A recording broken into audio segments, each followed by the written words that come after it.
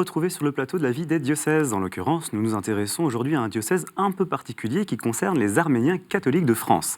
Ces Arméniens catholiques font partie de l'éparchie de Sainte-Croix de Paris des Arméniens. Il ne s'agit pas d'un diocèse territorial car il est lié à la présence de communautés arméniennes qui célèbrent la liturgie dans un rite particulier, le rite arménien, nous y reviendrons. Comme c'est souvent le cas dans la diaspora, la plupart des Arméniens de France ont émigré dans des conditions difficiles après le génocide de 1915. La communauté est concentrée principalement à Marseille, qui a été le principal port de débarquement, mais aussi Lyon, Valence et Paris et sa banlieue aujourd'hui. La communauté arménienne en France compterait environ 600 000 membres. Il s'agit de la plus grande communauté arménienne en Europe occidentale. On estime à environ 30 000 le nombre d'Arméniens catholiques en France. Il faudrait préciser que l'éparchie aussi est divisée en 6 paroisses, 6 prêtres et 3 religieux sont actifs. On n'oublie pas évidemment les religieuses au service de l'Église. Monseigneur Élie Yeguiayan est l'évêque responsable de l'éparchie de ce diocèse spécial. Il est sur notre plateau. Bonjour Monseigneur. Bonjour, merci d'être reçu avec vous. Et merci d'avoir accepté notre invitation. Vous êtes donc l'évêque de Sainte-Croix de Paris des Arméniens depuis 2018. Vous êtes né en Syrie en 1950. Vous avez été ordonné prêtre en 1974 et vous avez été nommé curé de diverses paroisses au Liban notamment et vous êtes investi auprès du patriarcat de Bzomar. Alors la première question que je voudrais vous poser, Monseigneur, elle concernerait notamment le Liban d'où vous venez. Quel est le contexte de l'église arménienne sur place? Il y a un vrai dynamisme? Certainement, il faut toujours savoir que l'église arménienne se trouve au Liban depuis 1742. C'est en cette date que notre patriarche, après la constitution de notre patriarcat arménien catholique par les soins de la France et du Saint-Siège, à partir de cela, comme il était persécuté en Empire ottoman par les autres confessions et surtout par les Arméniens apostoliques, plus ou moins, pour ainsi dire, alors il a dû être exilé, même par les responsables turcs. Il a été exilé tout d'abord dans une île Rhodes, qui s'appelle Rhodes, dans la mer Méditerranéenne, et puis finalement, il s'est réfugié dans la montagne libanaise, dans la région de Kesrouan, dans un petit village qui s'appelle Batha. Il s'est réfugié là-bas puisqu'il y avait les moines arméniens catholiques de Saint-Antoine. Il a été chez eux quelques années et puis il est décédé là-bas, il est enterré là-bas, mais son successeur qui a voulu, comme les monins ne pouvaient plus vivre avec tant de gens chez eux, un patriarche et des évêques et des prêtres séculiers. Alors, on lui a demandé de monter un peu plus haut. Ils ont trouvé un petit terrain là-bas. Ils ont construit le premier couvent, qu'on appelle le couvent d'Obzomar, qui est le siège. Depuis cette date jusqu'à nos jours, c'est toujours le siège du patriarcat arménien catholique de tout le monde. Qui est au Liban. Mais alors, quel lien, du coup, conservent les Arméniens au Liban, par exemple, avec la terre originelle, l'Arménie? C'est ce que je viens de dire. Comme c'est un pays chrétien au début, il a été invité par le patriarche maronite, qui était en ce temps-là un certain patriarche Elias Hayek. C'est lui qui l'a invité en disant c'est plus sûr, vous êtes maintenant à l'abri des persécutions, vous pouvez être tranquille là-bas en paix. Alors c'est pour ça qu'il a voulu être habité là-bas et surtout qu'il avait les moines arméniens, Antonin, qui étaient là, qu'il avait reçus à bras ouverts et il vivait avec eux. C'est là qu'il a constitué et le siège patriarcal est une congrégation spéciale de prêtres séculiers au service du patriarcat arménien catholique. Alors, Monseigneur, maintenant vous êtes donc en France, et quel effet ça vous a fait d'être nommé ici, donc assez loin, en l'occurrence du Liban? Oui, c'est trop loin, mais normalement, vous savez bien que le Liban et la France ont été des pays amis. Même nous, à mon enfance, on étudiait la géographie, l'histoire et la littérature française, surtout. Jusqu'à maintenant, on connaît bien par cœur tous les auteurs et tous les philosophes français. Alors, il y a une voisinage, disons, entre le Liban et la France.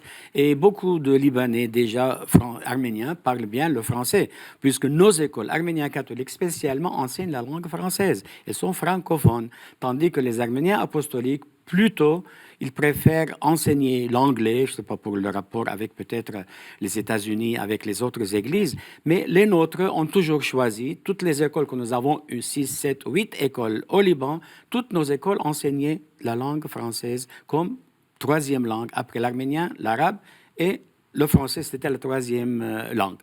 Et c'est dernièrement qu'on a changé. L'une de ces écoles a changé son option. Elle commence à enseigner aussi l'anglais à la place du français, mais toujours les 4 langues en même temps. Parallèlement, on enseigne aux petits-enfants, dès les petites classes, dès le jardin, les 4 langues en même temps.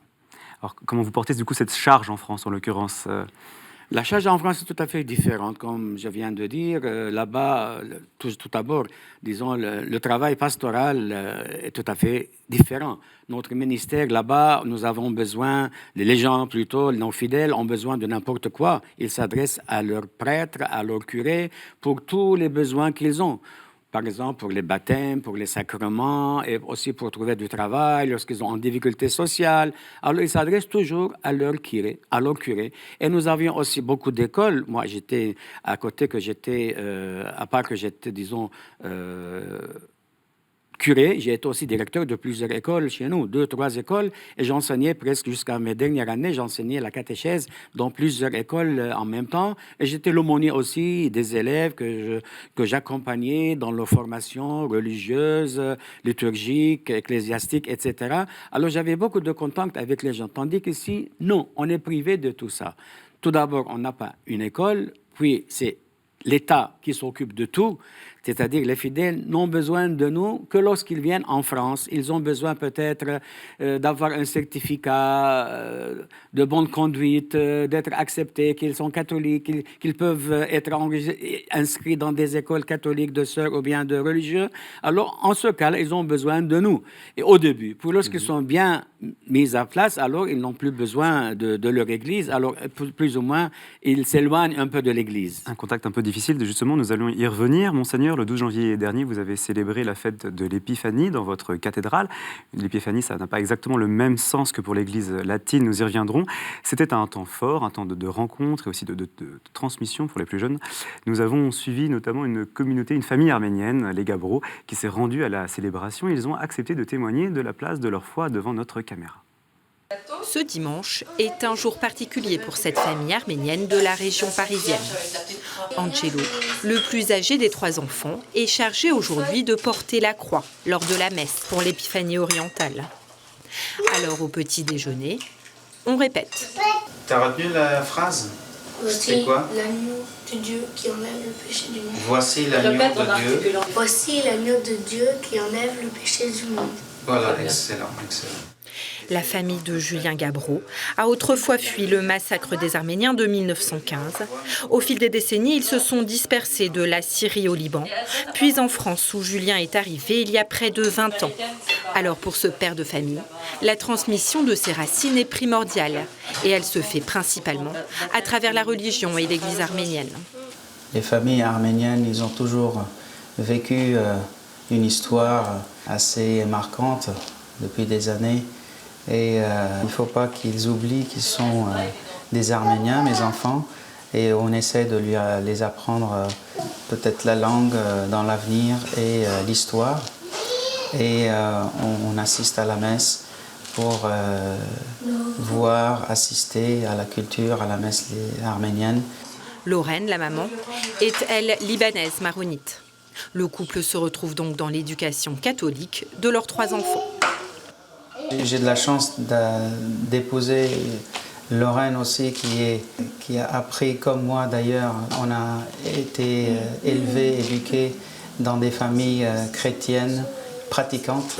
Du coup, on essaye fortement de garder ça et de transmettre tout ce qu'on a eu de nos parents. Avec ce souci de transmission et par tradition, la famille Gabro se rend tous les mois à l'église arménienne. À la cathédrale Sainte-Croix de Paris des Arméniens, située au cœur de la capitale, on célèbre ce jour-là l'épiphanie, qui correspond ici à la célébration du baptême du Christ. Pour l'éparchie, le rôle de la cathédrale est aussi, à travers ces fêtes, d'entretenir des liens entre familles catholiques arméniennes. Pour nous, cette église-là est très importante parce que c'est d'ailleurs la cathédrale des Arméniens catholiques de France, de toute la France. Et en plus, donc, les jours de fête, les fidèles sont invités à participer, à apporter leur, disons, chacun de sa manière, leur participation, leur contribution à cette fête. Et pour nous, c'est très important que les églises se remplissent des familles qui viennent avec leurs enfants. Ça, donc, il y a une réunion familiale dans l'église. Des réunions familiales pour entretenir les liens, mais surtout pour transmettre et perpétrer la mémoire et l'identité catholique arménienne aux générations futures. Monseigneur, je voyais pendant le reportage, vous vouliez réagir. Bon, c'est très bien présenté. Vraiment, ça m'a fait grand plaisir de la manière avec laquelle vous avez présenté la célébration. Mais au début, on avait parlé comme si Angelo uniquement était là pour porter la croix. Mais nous, dans le rite arménien, lui, il est le parrain de Jésus. C'est lui qui intervient, je ne sais pas si vous avez remarqué, c'est lui qui intervient dans le baptême de Christ. C'est-à-dire, nous, on baptême la croix. On baptise la croix, on le met dans l'eau bénie avec le Saint-Méron et avec la croix et l'Évangile. Et c'est lui qui intervient directement avec la main de l'évêque qui célèbre le baptême de Christ. C'est lui-même qui intervient comme parrain. Il est lui le parrain, puis il porte le Christ, il lui le présente à tout le monde pour qu'il s'approche, se bénisse et disons, l'embrasse et prenne la bénédiction de ce garçon qui a été le parrain du Christ. Un peu le rôle de Saint Jean-Baptiste, d'une certaine façon. Oui, les Jean-Baptiste. Il est le parrain du Christ. Alors, il faut effectivement préciser que pour les catholiques latins qui nous regardent, en l'occurrence, l'éparchie ne célèbre pas la fête de l'Épiphanie de la même façon, en l'occurrence, comme les orientaux, comme tous les orientaux. C'est la fête du baptême, c'est pas les rois mages, en l'occurrence, qui sont célébrés pour l'Épiphanie. Non, tout d'abord, il faut savoir, pour nous autres, les Arméniens, la naissance, la visite des rois mages et surtout le baptême du Christ forment une seule unité qui est l'épiphanie du Christ, mais qui se fait à 3 reprises. La première fois, le Christ se manifeste à sa maman, à Marie, qui était là, à Saint-Joseph, et au berger de Bethléem, c'est-à-dire les siens. Alors, toujours, c'est le même mystère, le mystère de l'épiphanie, c'est-à-dire la manifestation de Christ, comme il s'est manifesté, comme il est venu.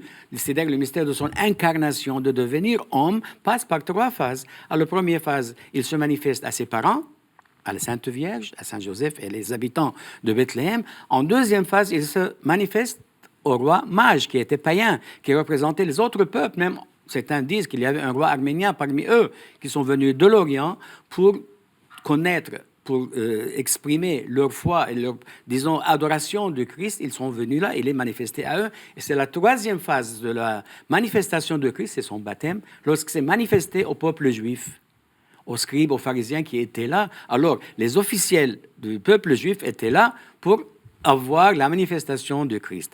Dans le temps, on célébrait toutes les 3 épiphanies en même temps. C'est plus tard, nous aussi, surtout nous, les catholiques, les Arméniens catholiques, les Arméniens apostoliques, célèbrent les 3 épiphanies en même temps, le 6 janvier. Tandis que nous autres, on a dû, disons, reculer avec l'Église latine, avec l'Église universelle plutôt.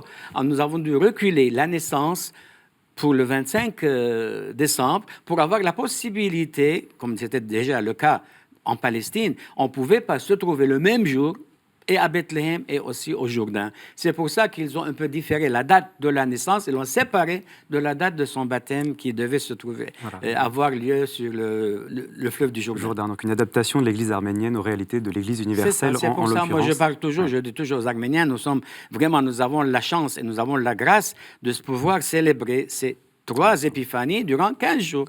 On ne se limite pas ni au 25, ni au 6 janvier.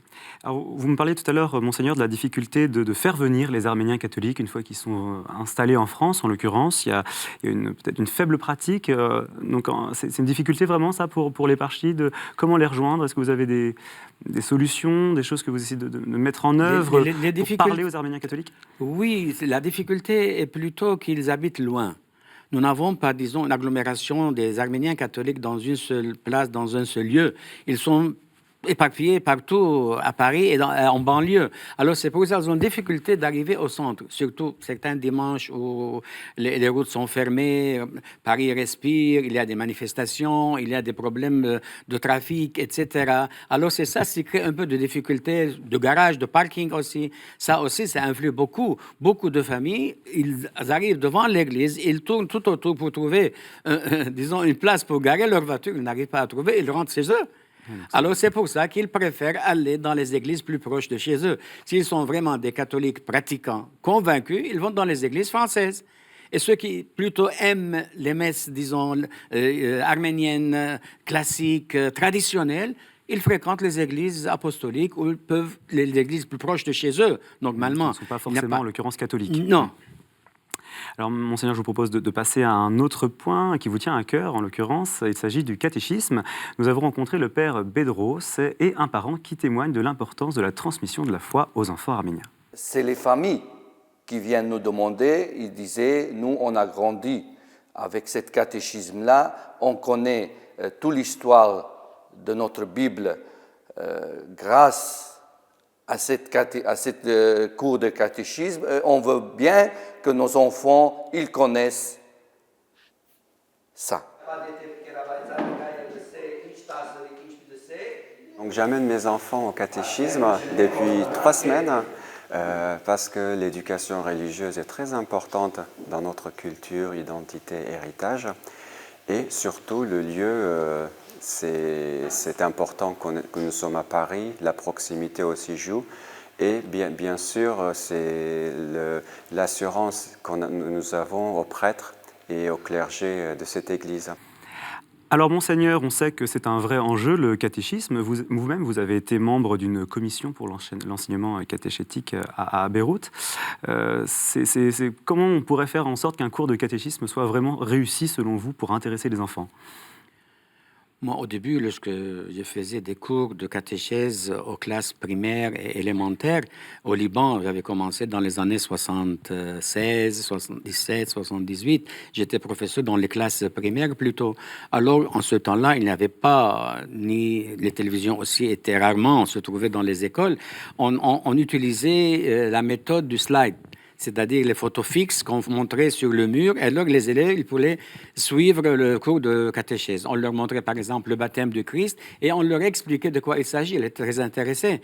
Même, on leur projetait aussi la vie des saints. Ils suivaient des passages de l'Évangile, les paraboles, les guérisons que Jésus faisait. Alors, ils suivaient très intéressés à ces films, à ces petits films qu'on appelle les slides. Je ne sais pas en français comment on les appelle. Diapositives, peut-être ? Les diapositives. Voilà, c'est les diapositives plutôt, il faut dire les diapositives. Alors, par les diapositives, on commençait avec ça. Et surtout, il faut les intéresser, il faut que la catéchèse soit proche des enfants, parler à leur esprit, parler à leur cœur, surtout leur donner des principes moraux, des principes d'appartenance à l'Église, leur enseigner comment ils peuvent, disons, suivre les commandements du Seigneur, les commandements de l'Église, comment ils peuvent rester fidèles à la foi de leurs parents, de leurs grands-parents et surtout de leur peuple, de leur nation et de leur Église. C'était ça les choses les plus intéressantes. Il fallait toujours, à côté de la catéchèse, mettre aussi un peu d'enseignement de l'arménien, de la langue arménienne, de la culture arménienne, de l'histoire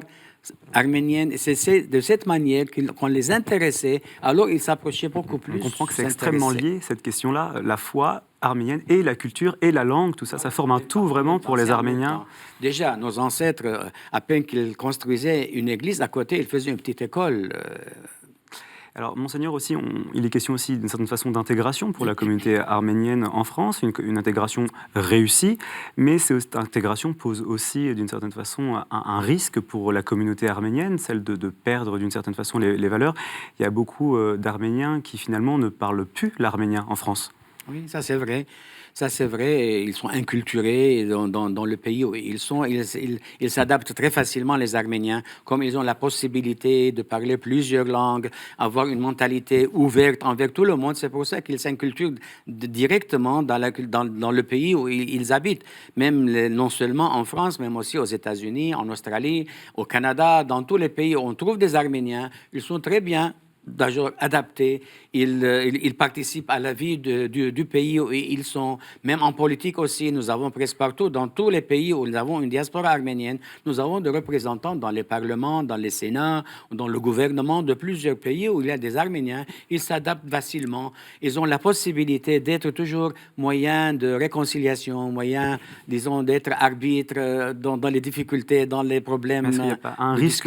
Est-ce qu'il n'y a pas du coup un risque pour l'Église arménienne aussi? C'est un grand risque, mais maintenant c'est pour ça qu'on insiste plutôt sur l'appartenance, disons, spirituelle à leur nation, à leur Église, plutôt que parler uniquement la langue. On insiste pour l'apprentissage de la langue, mais on trouve toujours des difficultés, puisque lorsqu'ils se trouvent dans un milieu français, ils essaient toujours à parler français. Même les parents, malheureusement, ils s'expriment normalement en français dans les maisons avec leurs enfants. Ils s'expriment en français. C'est dommage que ça leur fait perdre un peu la langue maternelle, mais on essaie toujours de les donner leur occasion, de créer des célébrations, de créer des festivités pour que les parents viennent avec leurs enfants pour qu'ils participent à la vie de leur église, de leur communauté et de leur nation. Alors, Monseigneur, voici maintenant venu le moment où des fidèles ont la possibilité de vous poser leurs questions. Monseigneur, ce sont les questions de terrain.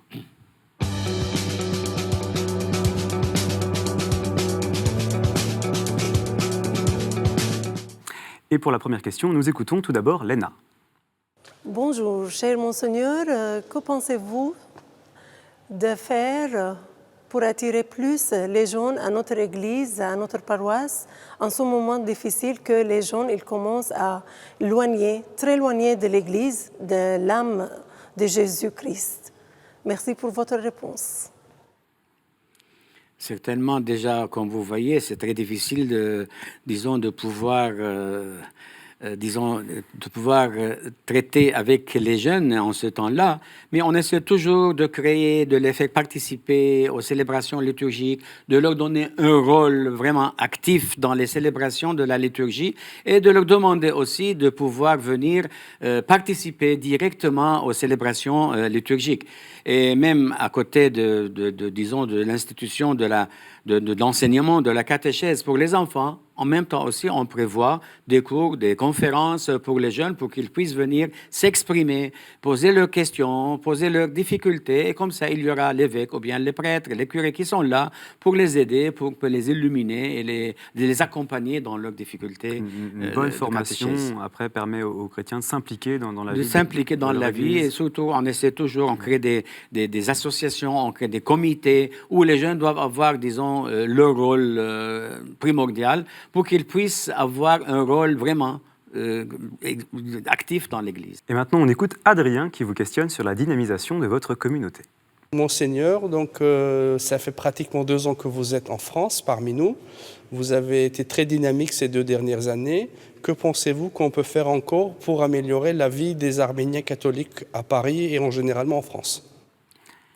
Toujours, nous sommes en difficulté de pouvoir, disons, faire venir nos fidèles à la cathédrale qui est un peu dans une région un peu stratégique, un peu difficile à rejoindre et pouvoir garer tout autour de l'église. C'est pour ça, actuellement, je suis en train de traiter avec les autres évêques de la région parisienne de pouvoir aller célébrer à Alfortville, avoir célébré à Antony ou bien dans d'autres régions où il y a une densité de présence arménienne. Déjà, on a eu l'expérience de pouvoir célébrer la messe à Alfortville, avec la permission de Monseigneur Sentier. Et de nouveau, on va répéter cette expérience.